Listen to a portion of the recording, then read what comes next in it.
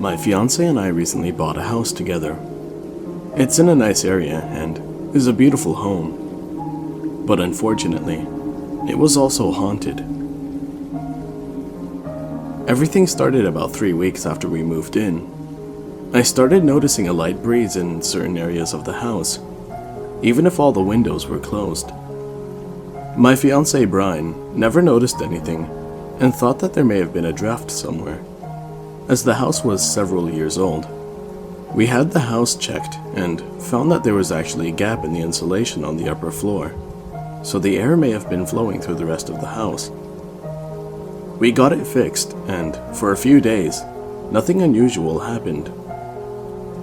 I was home alone one weekend, doing some cleaning, when I heard a door upstairs slam shut. It scared the life out of me, but when I went upstairs, there weren't any closed doors.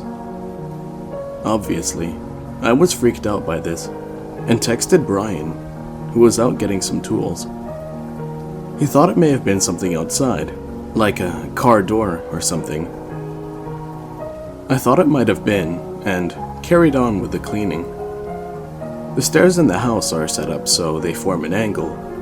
I was standing on the landing, on my tiptoes, trying to hang a picture, when I heard another bang. I stumbled and almost fell, but managed to keep my balance. I was now scared, and when Brian got home, I told him all about it. He wasn't sure what to make of it and went around the house, checking all the pipes and doors to see if anything might have made the noise. It was an old house, and he thought it might have had some issues. He didn't find anything though, and we agreed with his earlier idea of it being something down the street. We made dinner and were cuddling on the couch when I started feeling cold. I wound up putting on a sweater, but nothing seemed to help. It got so bad that Brian put the heater in our room while I curled up under the covers. I was able to fall asleep, but was still freezing in the morning. This was on Monday, and Brian had to go to work. I had called in sick, so Brian texted my younger brother Zach to come check in on me when he got off school. Zach dropped by at around 3 p.m. and sat in the living room with me, doing his homework while I was on the couch. While I was lying down, I had the sensation that not only had a hand grabbed my ankle, but also that something was tickling my foot. I was still cold, so I had a sweater and jeans and thick socks on, but even then, I could feel cold fingers rubbing against the bare skin on my heel and foot. I tried to pull free, but the hand on my ankle tightened, and the tickling continued.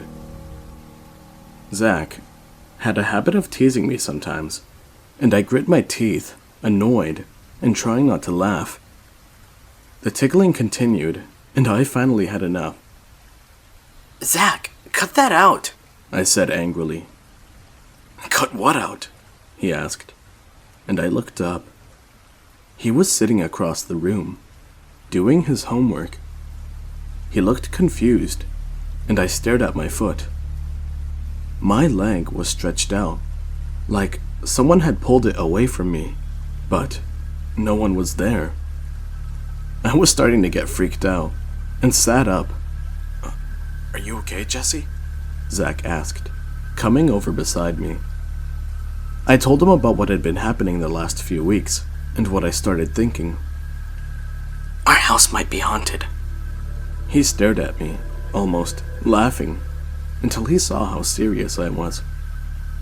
"How do we tell?" I asked. I never believed in ghosts before, but was starting to believe it now. Zach shrugged and said, "I don't know. How about we ask?"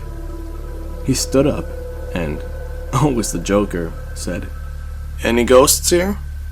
Any tricks you want to pull on us?" Nothing happened. He sat back down, grinning, and started to say something when I saw his hair move. Zach wears his hair long, and it looked like something had grabbed a handful of it. He yelled in pain and surprise as it got jerked up into the air, yanking him off the couch and across the room.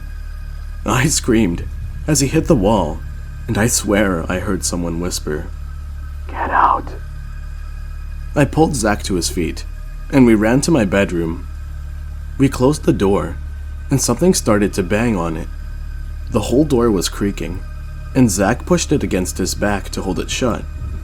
I called Brian, who was on his way home. "What's that banging?" he asked, and I told him what was happening. Zach was digging his heels into the carpet to keep the door shut, and he looked like he was just as terrified as I was. Suddenly, a voice yelled, "Get out, now!" "Who the hell was that?" Brian asked. "I'm almost home." I heard his car pull up in the driveway a few minutes later, and the banging stopped. Brian ran up the stairs and accidentally knocked poor Zach to the ground as he threw the door open and ran into the room to hug me. We have to leave, I told him, and he agreed. "Out!" yelled the voice, and we all jumped as we heard something smash downstairs. It sounded like someone had pushed the TV over. I was crying as we grabbed a few of our clothes and packed them away. As I headed for the hallway, I fell forward. Something had pulled on my ankle to trip me. Brian paused to help me up, but when he bent over, he suddenly flew back, like he'd been shoved. We had made it to the top of the stairs at this point, so Brian ended up tumbling down the second landing. He landed hard and cried out in pain, making me scream. I had gotten to my feet and ran to him to help him up. His arm had been broken by the fall, and we were both shaking. We headed for the front door, and as we passed the living room, we saw the TV had been pushed over, which was what made the loud crash earlier. And then we heard the voice again. "Get out!" Zach drove us to the hospital, where I called my parents and told them what happened. They came to the hospital as soon as they could, and were upset to see Brian in a cast, and Zach with his face bruised from having hit the wall and being knocked over. I told them everything that had happened. They were surprised, but agreed to let us stay while we worked out our situation. My dad even looked up the agent who had sold us the house to learn about the previous owners. He admitted that the previous owners had experienced similar events, but had stayed longer than we had, so he didn't mention it. We were able to get our money back, and are still looking for a new house.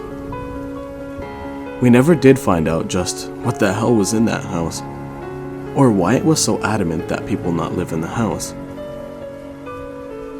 Whatever it was aggressive and harmful, and I hope I never meet it, or anything like it again.